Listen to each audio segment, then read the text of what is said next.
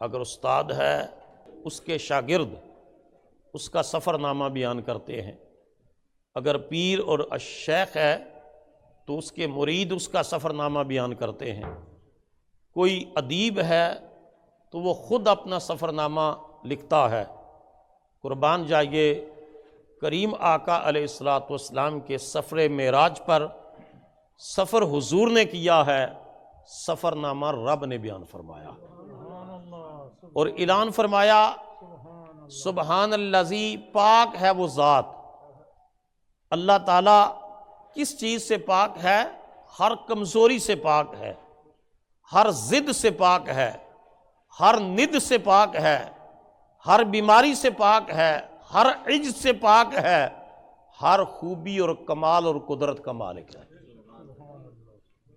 اس نے اسرا سیر کرائی بعبدہ ہی، اپنے بندہ خاص کو۔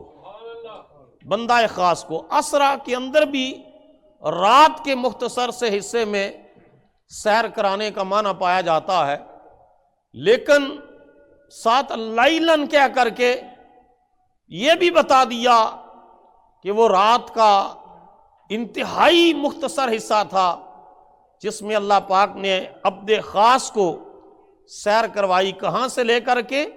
من المسجد الحرام الی المسجد الاقصی، مسجد حرام سے لے کر مسجد اقصی تک۔ اس میں ایک معنی تو یہ ہمیں ملا کہ اللہ کے حبیب کریم علیہ الصلوۃ والسلام کے سفر معراج کا سٹارٹنگ پوائنٹ بھی مسجد ہے اور زمینی کائنات میں مصطفیٰ کی اس سفر کا اینڈ پوائنٹ بھی مسجد ہی ہے۔ تو مومن کا سفر ایک مسجد سے دوسری مسجد تک کے لیے رہتا ہے۔ الذی بارکنا حولہ، جس کے ارد گرد برکتیں ہی برکتیں ہیں، لنریہ من آیاتنا، تاکہ ہم اس بندہ خاص کو اپنی قدرت کی نشانیاں دکھائیں۔ انہ ھو السمیع البصیر، بے شک وہ سننے والا بھی ہے، وہ دیکھنے والا بھی ہے۔ اس آیت کریمہ کے اندر نبی کریم علیہ الصلوۃ والسلام کے لیے اللہ پاک نے بے عبدہ ہی، اپنے بندہ خاص کا ذکر فرمایا، بے رسول ہی نہیں کہا، بے حبیب ہی نہیں کہا، بے نبی ہی نہیں کہا۔ اس کی دو حکمتیں ہیں، بلکہ تین حکمتیں ہیں۔ ایک حکمت تو یہ ہے کہ جب ہمارے آقا علیہ الصلوۃ والسلام خدا کی بارگاہ میں کعبہ قوسین تک پہنچے نا، تو اللہ تعالیٰ نے فرمایا بما اشرفک یا محمد صلی اللہ علیہ وسلم، میرے حبیب میرے محمد، آج میں تجھے کس نام سے بلاؤں؟ نام بھی لیا، بما اشرفک یا محمد، اے محمد آج میں کس نام سے بلاؤں؟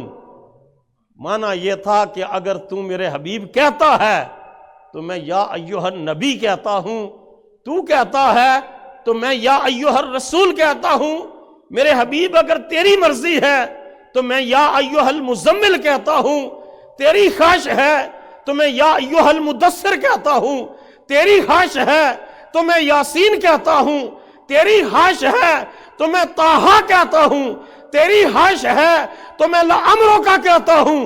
میرے حبیب آج مرضی تیری ہوگی، لقب تیرے رب کا ہوگا۔ اللہ پاک نے اپنی قدرت کی حد کر دی، اپنی عطا کی حد کر دی، اپنی شان معبودیت کی حد کر دی، مگر جب نبی کریم علیہ الصلوۃ والسلام بولے تو پتہ ہے کیا عرض کی بنسبتی الیک بالعبودیت، یا اللہ میرا دل کرتا ہے آج محمد کو اپنا بندہ کہہ کے پکار۔ تو اللہ پاک نے نبی کریم علیہ الصلوۃ والسلام کی اس خواہش کے مطابق دو مقامات پر جو قرآن حکیم میں ذکر آیا نا، ایک سورہ بنی اسرائیل کے اندر اور دوسرا سورہ النجم کے اندر، دونوں مقامات پر اللہ پاک نے نبی پاک کی خواہش کے مطابق یہاں فرمایا اسرا بعبدہ ہی، اپنے بندہ خاص کو سیر کروائی۔ بولیے اپنے بندہ خاص کو سیر کروائی۔ اور سورہ نجم کے اندر فرمایا فَأَوْحَا إِلَىٰ عَبْدِهِ مَا أَوْحَا، رب نے کلام کیا، وحی کی اپنے بندہ خاص سے، جو وحی کی، جو باتیں کی۔ دونوں مقامات پر اپنے محبوب کے لیے عبد کامل کا لفظ استعمال فرمایا۔ دوسری وجہ یہ تھی کہ فرمایا کہ جب عیسائیوں نے دیکھا کہ حضرت عیسیٰ علیہ السلام کوڑ کے مریض پر ہاتھ پھیرتے ہیں تو وہ شفا یاب ہو جاتا ہے، نبینا لایا جاتا ہے اور خدا کا جلیل القدر پیغمبر آنکھوں پر ہاتھ پھیرتے ہیں تو اس کی بینائی آ جاتی ہے، حتیٰ کہ مردہ لایا جاتا ہے وہ ٹھوکر مارتے ہیں اور کم باذن اللہ کہہ کر مردے کو زندہ کر دیتے ہیں۔ تو انہوں نے کہہ دیا ابن اللہ، سن آف گاڈ، اللہ کا بیٹا۔ اس شرک کے اندر مبتلا ہو گئے، کمالات نبوت کو دیکھ کر کے، معجزات نبوت کو دیکھ کر کے شرک کے اندر مبتلا ہو گئے۔ مانا یہاں اسرا بعبدہ کے اندر یہ مفہوم بھی واضح ہے کہ لوگوں، میرا حبیب کریم ان بلندیوں پر بھی جا کر نہ خدا بنا، نہ خدا کا بیٹا بنا، نہ جز بنا، اللہ کی بارگاہ میں کعبہ قوسین پر بھی جا کر مصطفیٰ شان بندگی پر ناز کرتے رہے کہ اللہ میرا دل یہی کرتا ہے کہ تو میرا معبود برحق ہو اور میں تیرا عبد کامل تیری بارگاہ میں اپنی سجدہ ریزیاں کرتا رہوں، تیری بارگاہ میں نیاز مندیاں پیش کرتا رہوں، اور میرا رب اپنی شان کے مطابق اس بندہ خاص اور اس عبد کامل کو نوازتا رہے۔ اب یہ بھی بات ہے کہ فرمایا بعبدہ ہی، اپنے بندہ خاص کو تیسرا معنی یہ ہے کہ بندہ تو ہم سب یہ کہتے ہیں ہم اللہ کے بندے ہیں، بولو سارے ہم اللہ کے بندے ہیں، مگر اقبال نے کہا عبد دیگر، عبدہو چیزیں دیگر، بندہ ہونا اور بات ہے اور اس کا بندہ ہونا اور بات ہے۔